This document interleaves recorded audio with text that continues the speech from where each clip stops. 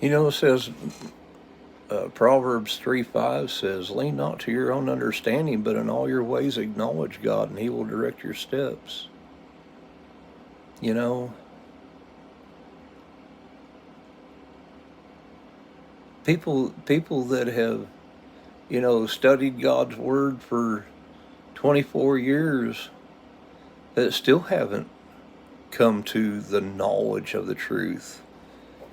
The knowledge of the truth that Paul told Timothy in 1 Timothy 3:7, some are ever learning and never able to come to the knowledge of the truth.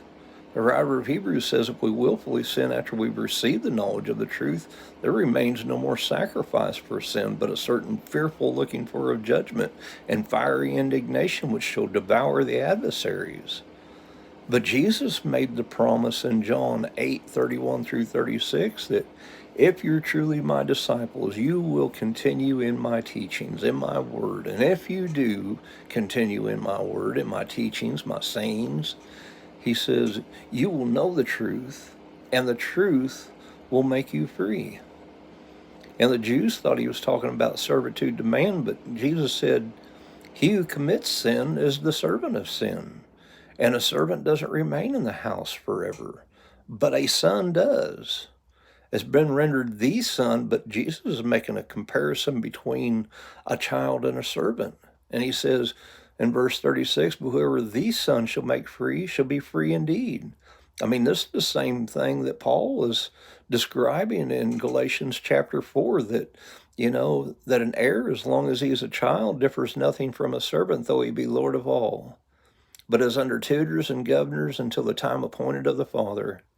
He says, likewise we, when we were children, were in bondage under the elements of the world until the fullness of time came when God sent forth his Son, made of a woman, made under the law, to redeem us who are under the law, that we might receive the adoption of sons. Therefore you are no longer servants, but sons. And because you're sons, God has sent forth the Spirit of his sons into your hearts, crying, Abba, Father. I mean, and this is what he's trying to describe in chapter 3 of Galatians, how that the law had us held prisoners to sin until the faith of Jesus Christ came.